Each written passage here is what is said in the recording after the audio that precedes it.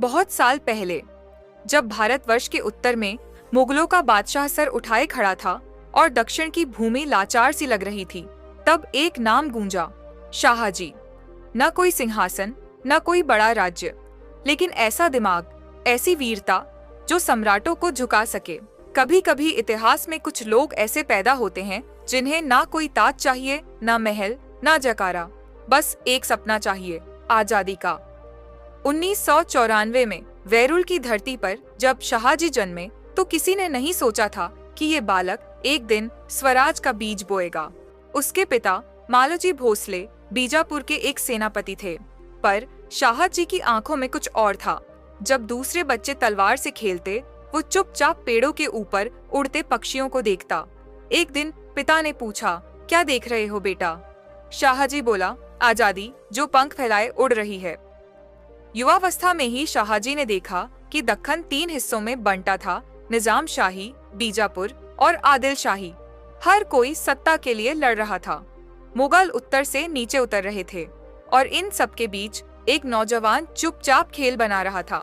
नक्शे बिछाए जा रहे थे, राजनीतिक गठबंधन किए जा रहे थे। शाहजी ने सीखा, लड़ाई केवल तलवार से नहीं, दिमाग से जीती जाती है। जब शाहजी निजाम शाही और फिर आदिल शाही में पहुंचे तो सबने सोचा ये तो दरबार बदलता रहता है, पर कोई नहीं जानता था कि दरबार नहीं, वो चालें बदल रहा था। जहां जहां वो जाता वहां की भूमि उपजाऊ हो जाती, जनता चैन की सांस लेती, दुश्मन चौंक जाते। लोग कहते, ये आदमी क्या है? कोई जवाब देता, राजा नहीं, रणनीति है। शाहजहां ने अपनी पूरी ताकत दक्कन पर झोंक दी, हजारों सैनिक, गुप्तचर और चालें। पर हर बार जब मुगल आक्रमण करते, शाहजी पहले से तैयार होते। वो दुश्मन को युद्ध के मैदान में नहीं, उसके अपने दिमाग में हराते थे।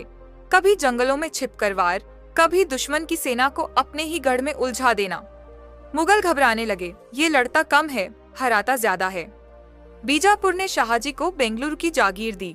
लोगों ने सोचा अब ये आराम करेगा, पर वो आराम करने नहीं, स्वराज की नींव रखने गया था। वहीं बुलाया अपने पुत्र शिवाजी को। घुड़सवारी, राजनीति, धर्म, नीति, युद्ध, हर कला, हर शिक्षा शिवाजी को तैयार किया गया, एक ऐसे स्वप्न के लिए जो कभी लिखा नहीं गया था, हिंदवी स्वराज्य। रात को पिता बेटे से कहता, तू अगर प्रजा का राजा नहीं बन सका तो तेरा राज्य व्यर्थ है। जब शिवाजी ने स्वराज्य के लिए कदम उठाए तो मुगलों को गुस्सा आया। उन्होंने कहा, शिवाजी को रोको या उसके पिता को पकड़ो।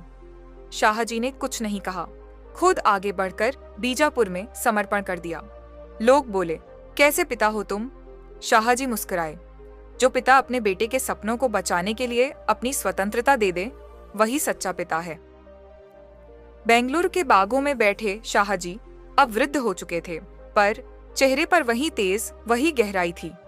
एक रात उन्होंने अपनी पत्नी से कहा, अब शिवाजी तैयार है, अब मुझे जाना है। अगले दिन वो नहीं उठे, पर एक राजा का अंत नहीं हुआ था, एक विचार अमर हुआ था।